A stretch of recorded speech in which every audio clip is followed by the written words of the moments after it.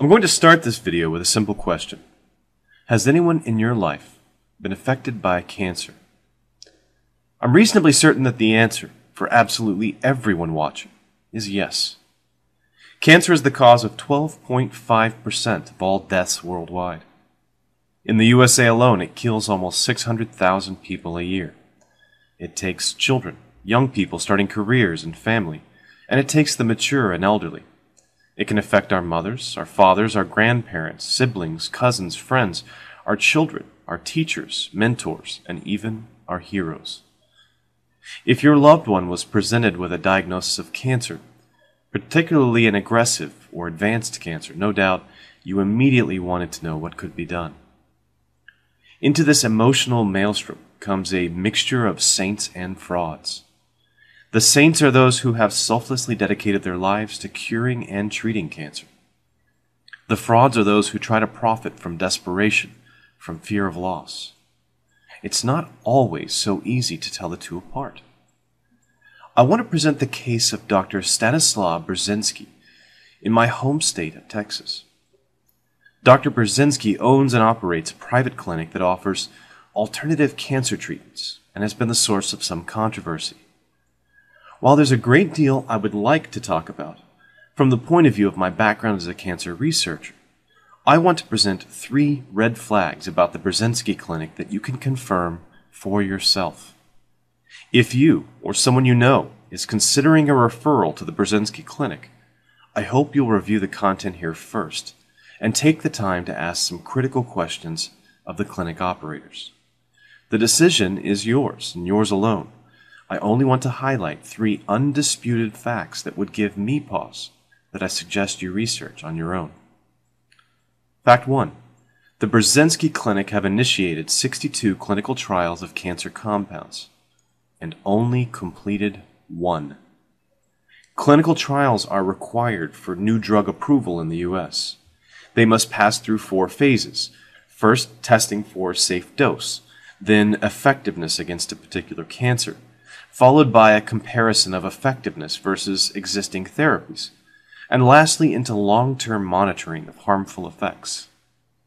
Every clinical trial has to register before starting, a practice intended to prevent drug companies from sweeping unsuccessful results under the rug. Not every clinical trial manages to recruit enough patients. Some are terminated early, and some are closed when it's obvious the drug is unsafe or ineffective. For every 3 completed trials, there's probably 1 that was closed prematurely. However, the Burzynski Clinic have an unprecedented 62 trials pre-registered, but only 1 of them ever went all the way to completion. That's our first red flag. Why is a clinic supposedly developing new therapies for cancer not finishing their studies, determining whether the treatment is effective or not? Instead, they always just give up and cancel the study, the final stage. One possible explanation is that clinical trials are the only way that unproven drugs can be given to patients without major medical liability issues. It's possible that someone could abuse the clinical trial system to use ineffective or toxic therapies long term. That is, they could exploit a loophole in the laws designed to protect patients, running endless trials to end run around safety and efficacy requirements for new drugs. I'm not going to say that Dr. Burzynski is doing that, but you can confirm for yourself at clinicaltrials.gov that the Burzynski Clinic has initiated 62 clinical trials, but only completed 1. Fact 2. The Burzynski Clinic charges patients to receive trial medications. In addition to the very low rate of completion of all these clinical trials, Dr. Burzynski has taken the almost unheard of step of charging patients for their participation in a clinical trial to test a drug that the clinic has a patent on. These trials, especially phase 1 and 2 trials, often use guesses to determine a safe starting dose or what the eventual side effects will be. Patients bear some risk of harm, which usually entitles them to at least free study medication. This is almost universal in clinical trials. There are a few exceptions where the number of patients enrolled is very large, or the drug is very expensive to produce. So why is the Burzynski clinic charging patients tens or hundreds of thousands of dollars to participate in these open-ended trials? They seem to be potentially profiting from what should be costly R&D for any other research clinic. It's a red flag for me. The fact that insurance companies won't pay for the untested drugs means that the financial burden falls entirely on loved ones and charities or members of the community. For a family, that can mean facing a choice between pursuing a therapy they're told is experimental and effective, possibly facing bankruptcy or debt, or facing the death of a loved one. If the Burzynski clinic want to earn their money back to make a profit, I would suggest they start running trials in earnest, give study medication at no charge, then bring their cancer therapy to market so that it can be distributed to everyone in the world, and not just patients at the clinic in Houston who can afford the steep fees. Fact 3. The Burzynski clinic make heavy use of marketing techniques. You may have seen the Burzynski movie titled Burzynski, Cancer is Serious Business, produced, directed, and narrated by Eric Merola. Eric is a commercial art director making promotional video content for the likes of Campbell Soup, Volkswagen, and Old Navy. The film, if you choose to watch it, is a rather unabashed 100-minute commercial for Dr. Burzynski and his treatment. The problem is that it clearly doesn't tell the whole story or examine the issue from both sides. It appeals a great deal to pathos and testimonials and conspiracy.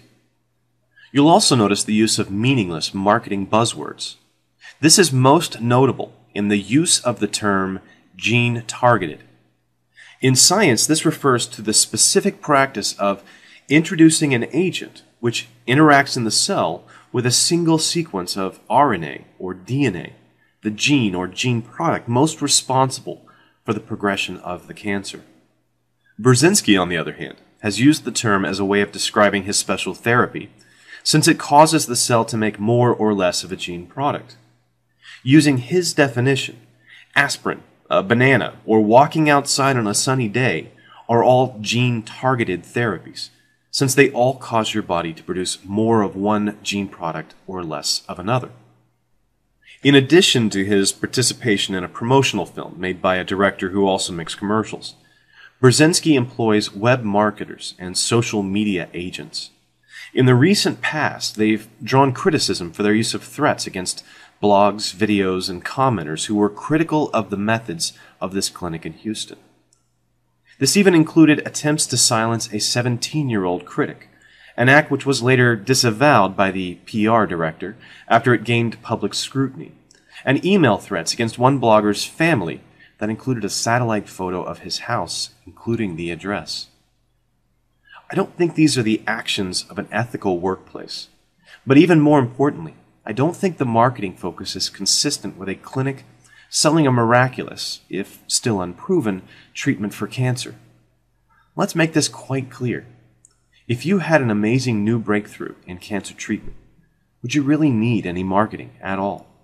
Would you need a PR director or social media agents to comb the internet, suppressing criticism? I think the best solution to the kind of difficult choice facing someone considering a referral to the Burzynski clinic is clear information. I hope I've given you 3 points to consider that you can independently confirm. If you or a loved one are facing the ominous Big C, I want to assure you that there are some amazing people out there who are working tirelessly on your behalf. We make progress every year in diagnosing earlier, treating more effectively.